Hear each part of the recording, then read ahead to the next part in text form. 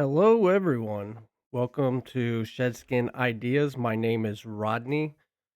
This is part three of a game idea that I have called Conquer to be King. We discussed a little bit about how the kingdom in the game operates, which is the players have jobs, and these jobs help the economy. Also discussed that the main feature of this game is community voting. So the collective of a kingdom essentially decides how to go about a certain issue or problem that they are currently going through. Whether it would be a lack of resources or time to gather resources, asking for loans or even assistance with work to try to prop the kingdom back where it needs to be after maybe some type of incident such as war. Where we left off yesterday was heading towards how the dungeon works. So let's get into it. So guild identity. Guilds guilds give players community identity. Potential guild names include Wyvern, Storm, Snowfall, Crystal Blades, Wolf Den, Phantom, Shadow, and Crow's Nest. A total of 32 guilds can exist within 9 grids. That is 4 kingdoms per grid. Each grid is a region. As far as the names of the guilds, those are just random names. But in total, there's a guild in every kingdom. Regional dungeon structure. Regional dungeons have 30 floors. Bosses appear on 10, 20, and 30. Boss orb scales as 5, 10, and 15 magic points. The dungeon shape. Floors 1 through 8 are huge mazes with many monsters. Floor 11 to 18, smaller but more dangerous. Floor 21 to 28 become tighter, stronger, and more intense. That is just the vision, the imagination, of course. Dungeons should have a variety of monsters that come in many sizes, and regardless if the walls of the dungeon are big or small, the monster itself should be able to have combat mechanics that can operate within that specific space. Pre boss worlds, floor 9, 19, and 29 are large environment floors. They may contain trees, ruins, water, strange vegetation, and even landmarks. Players search for the boss floor. Dungeon expedition length. A full experience regional dungeon clear may take around 4.5 to 6 hours. Inexperienced groups may take longer. The dungeon is meant to feel like an expedition. Now, there are many dungeons across the continent, and you have to level up to get stronger.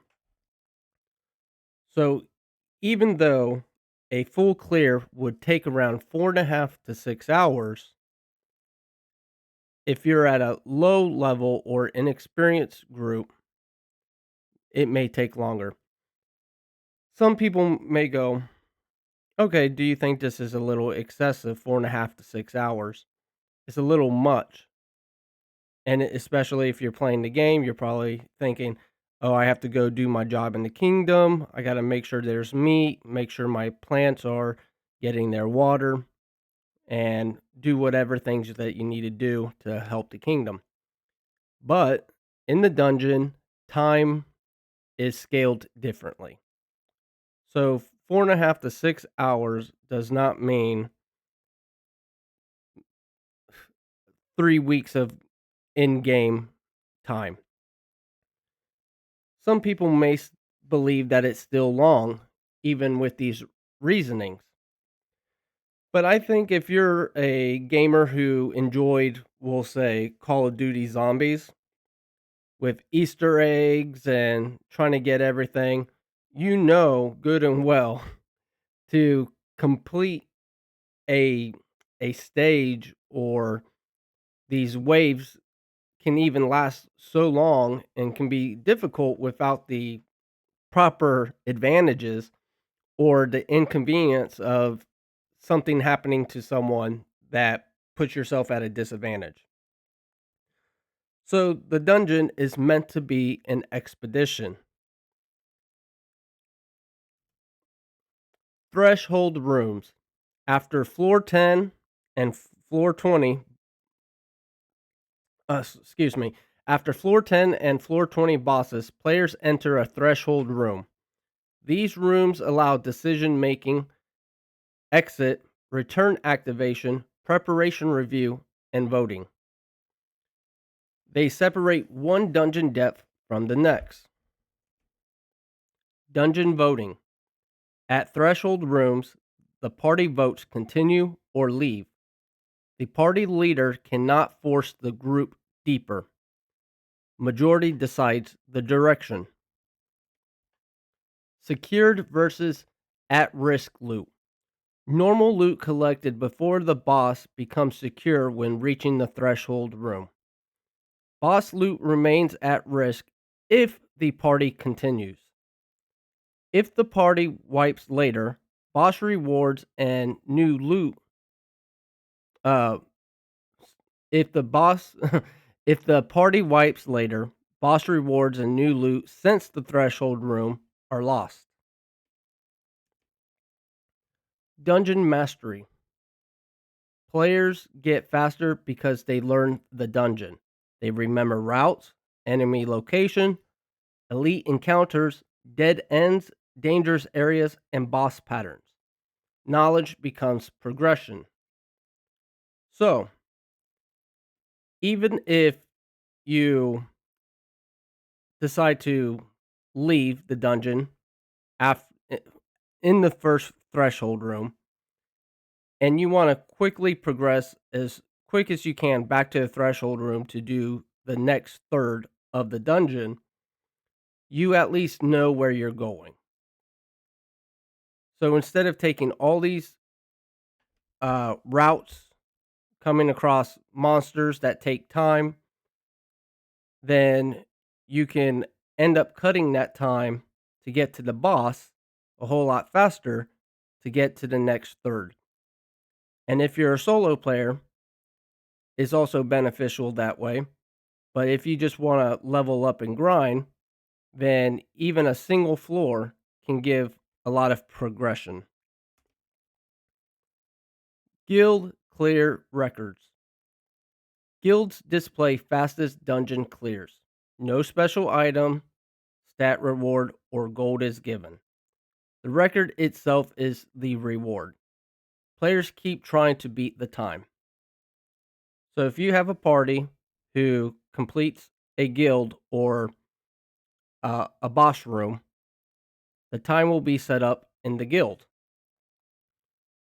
And on the board, it will show how many players were in a party. And breaking that down into single players, two players, three, four, and five, there will be five different boards or at least five different record sheets that tell you how fast someone has gone to where. Magical material economy. Magic stone is a permanent innate growth. You find a magic stone, you could use it, and it gives you buffs. Magic crystals, they're used for accessory buffs. Say you find a crystal, you have the craft craft the craftsman ability, which allows you to make jewelry, leather armor, tools. You can add these crystals to enhance the quality of those items. Magic Gemstone is a high end equipment enchantment. Those are things that, if you have the craftsman and blacksmithing skill, you can add onto weapons or make even stronger or better accessories and material. The Magic Pearl, Mage Staff, mana storage, and defense. So, the Magic Pearl is a magical item that you find typically on staffs that vary in different sizes, that you can even find on wands, that store mana. So whenever you run mana, you have a reserve. Magic Orb, boss derived distributable permanent magic points. Magic Stone grades. Grade 1 gives you a +1 in mana capacity and 1 to your element. It could be to any element that you possess, or the magic stone itself might be a water magic stone, which will give you a buff specifically on water magic. Grade 2 gives you mana capacity, magic resistance, and element. Same logic applies with the element.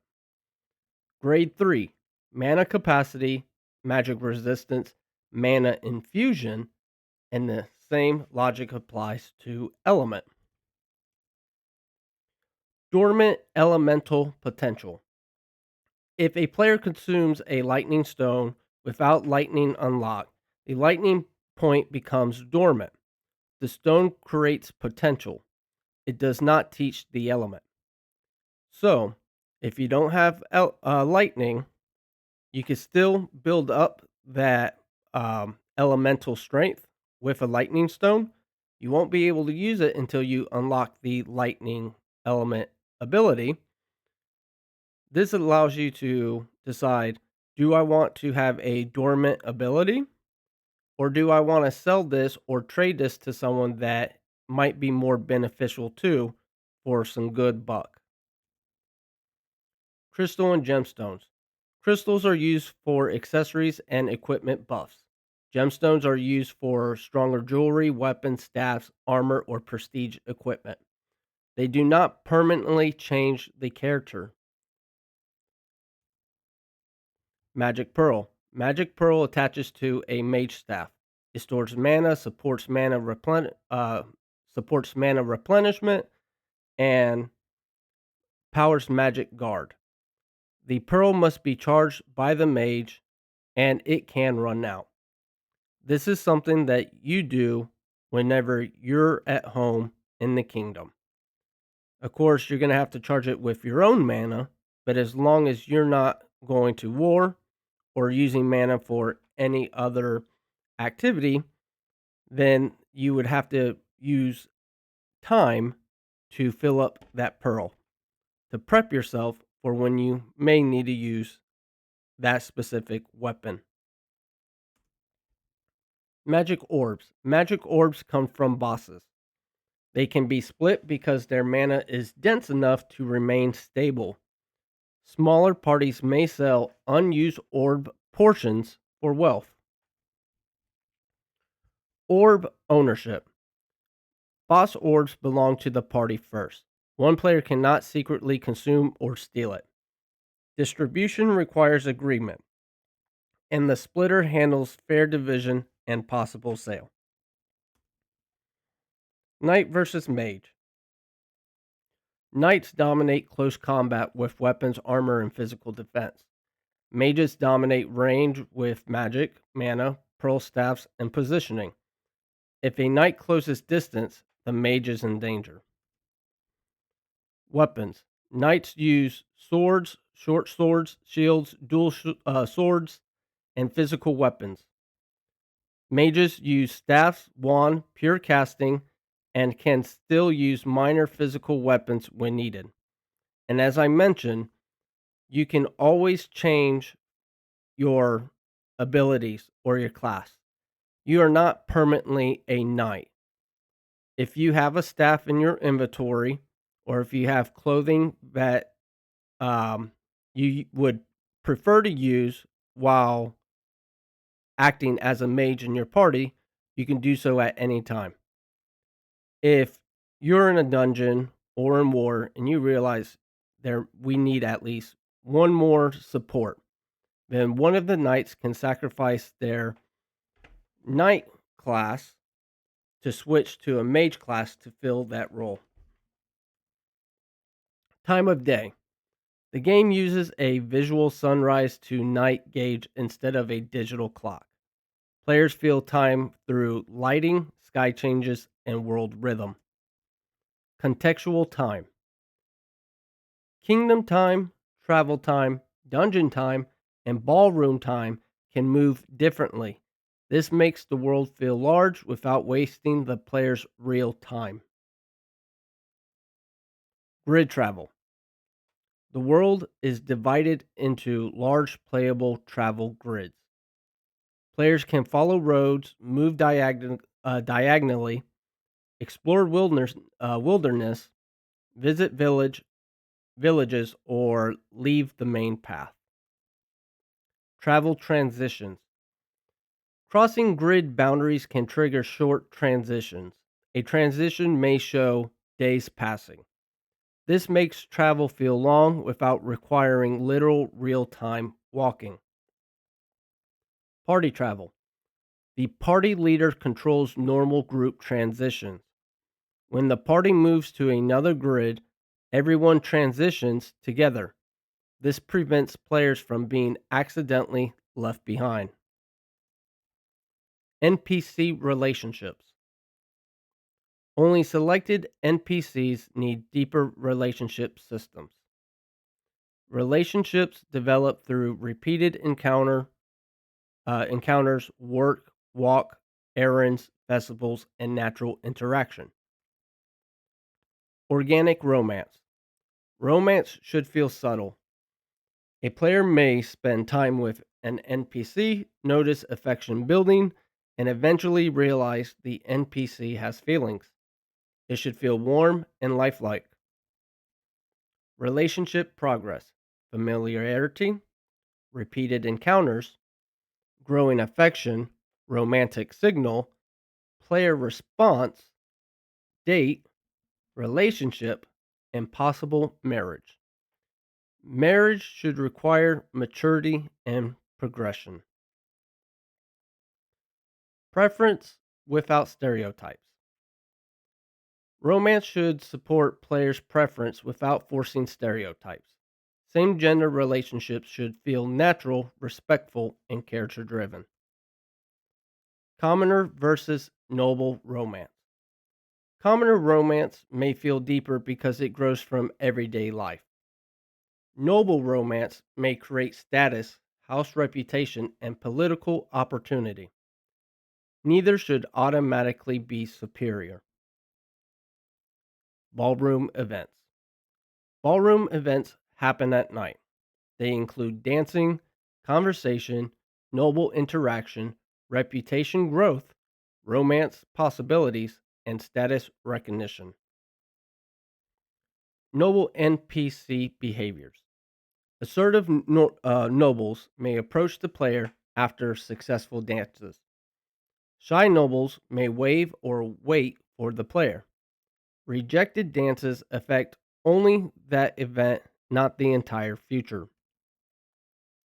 Romantic reputation.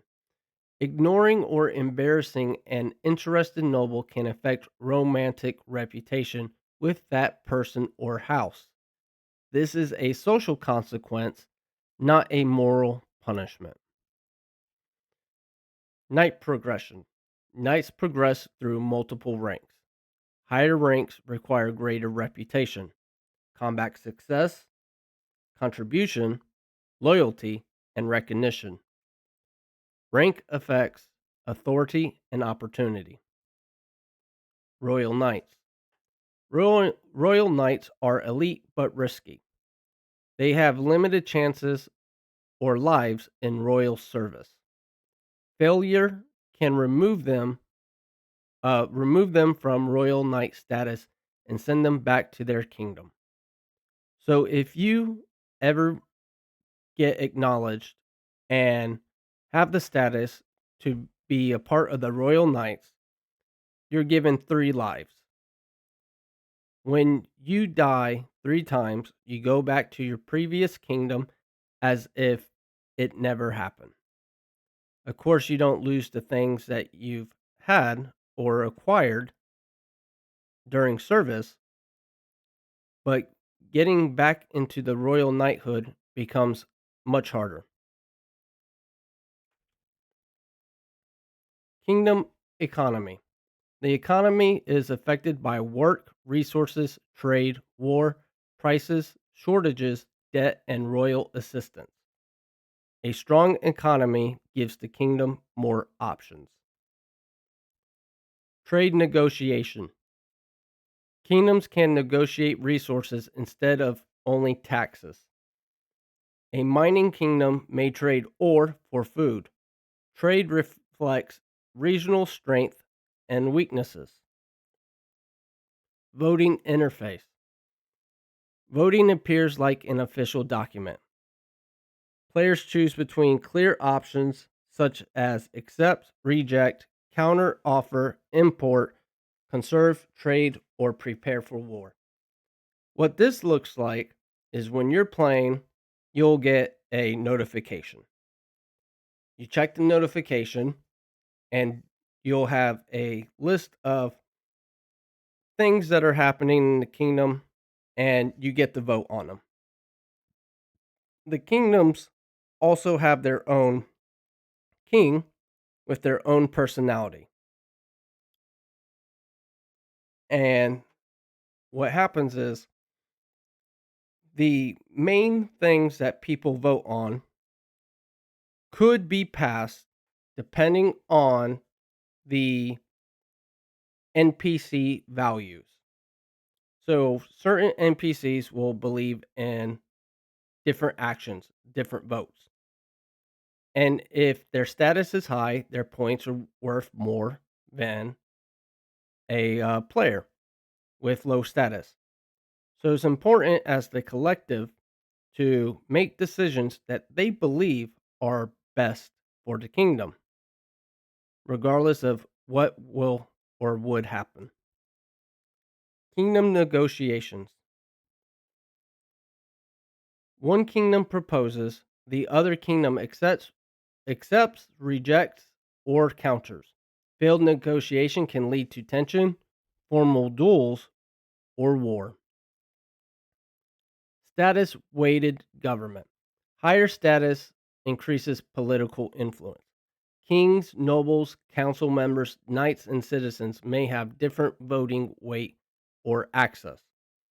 So by gaining more status, your player has a stronger voice in the kingdom. Insight.